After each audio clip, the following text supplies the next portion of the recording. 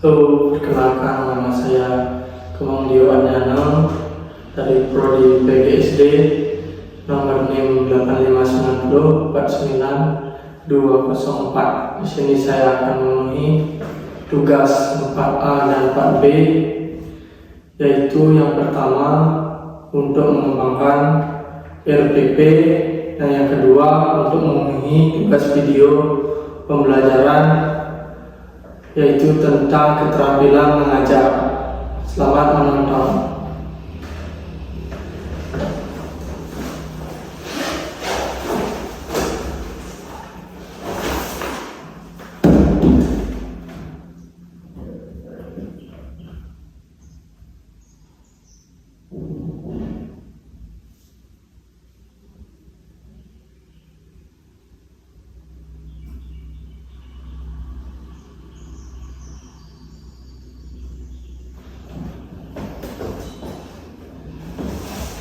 Baik, selamat pagi anak-anak.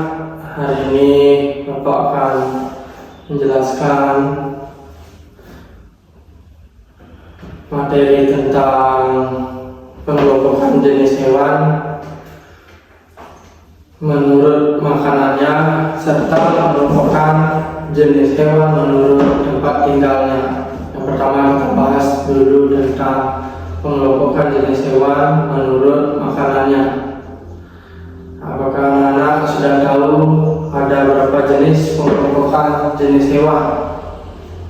Ada yang bisa menjawab? Ya, coba Surya. Ya, betul sekali. Yang pertama Bapak jelaskan. Yang pertama, pengelompokan hewan terbagi menjadi 3. Yang pertama herbivora, yang kedua karnivora, yang ketiga omnivora. Baik, Bapak akan jelaskan menggunakan contoh gambar yang sudah Bapak cari di internet.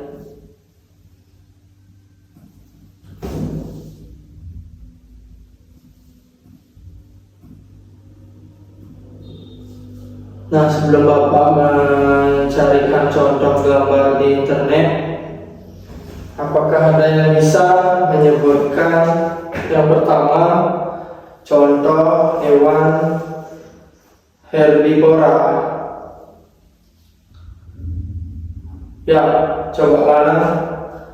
Ya, betul sekali, contoh hewan herbivora salah satunya adalah sapi. Nah, ini contoh gambar hewan herbivora. Pengertian hewan herbivora yaitu hewan yang memakan tumbuhan. Yang kedua, contoh hewan karnivora.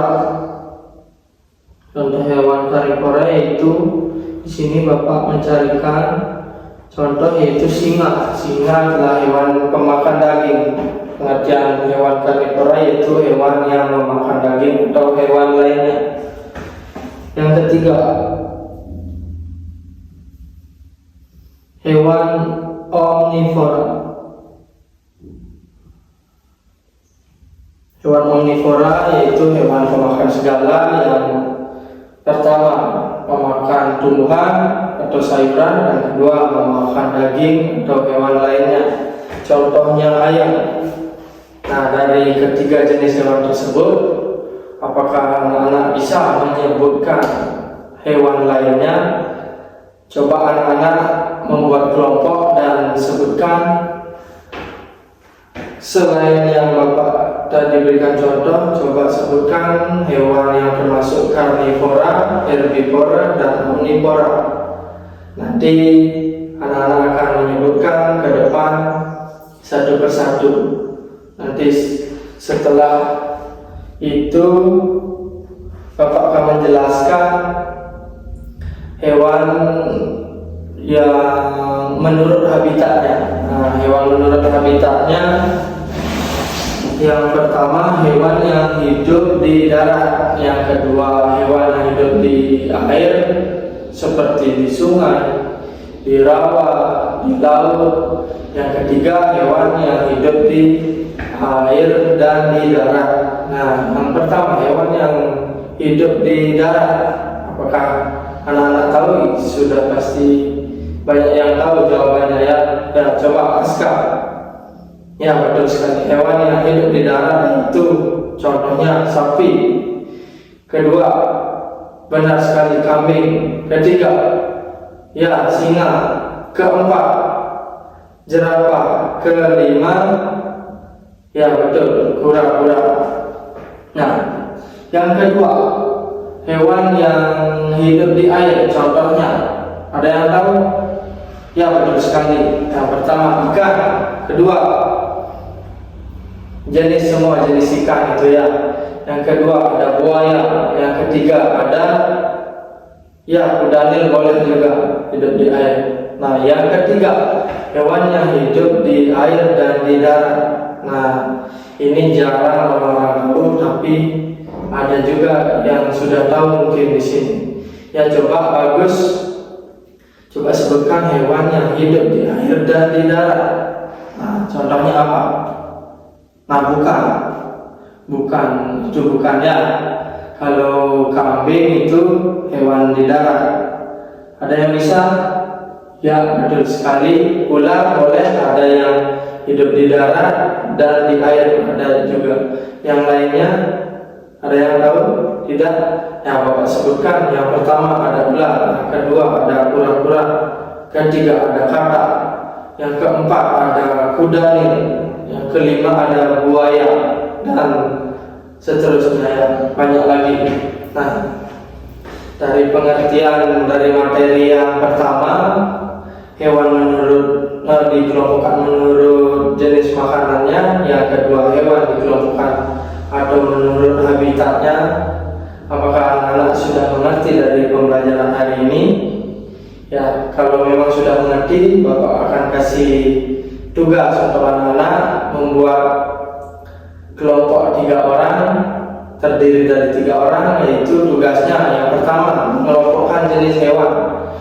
Misalnya anak-anak memilih jerapah yang memakan rumput. Yang kedua, serigala pemakan daging. Yang ketiga, ayam pemakan segala. Nah, anak-anak harus gambar ketiga hewan tersebut. Apapun yang anak-anak pilih, anak-anak harus gambar hewan tersebut. Dan kedua, tugas kedua, anak-anak pilih hewan yang ada di darat, di laut, di darat atau di laut. Dan juga anak-anak harus gambar hewan tersebut. Satu contoh saja, misalnya di darat ada kambing, anak-anak harus gambar kambing. Itu tugas dari Bapak. Sekiranya anak-anak mengerti tugas dari Bapak. Dan untuk pembelajaran hari ini kita cukup sampai di sini.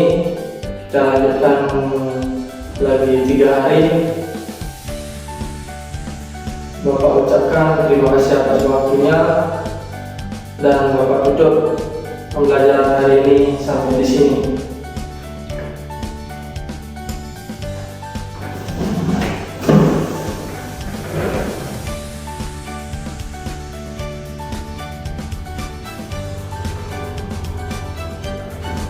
Sebelum anak-anak meninggalkan kelas, mari kita tutup kegiatan hari ini dengan berdoa.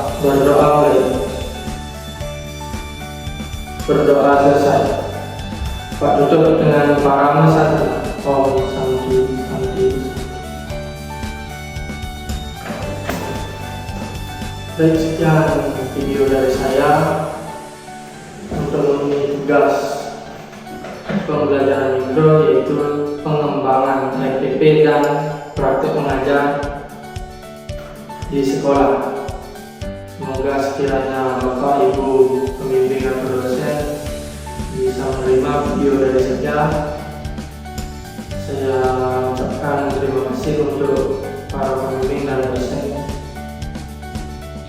dalam pembelajaran mikro, yaitu tentang penyusunan FPP dan praktek mengajar untuk di sekolah. Saya ucapkan terima kasih. Sekian video dari saya.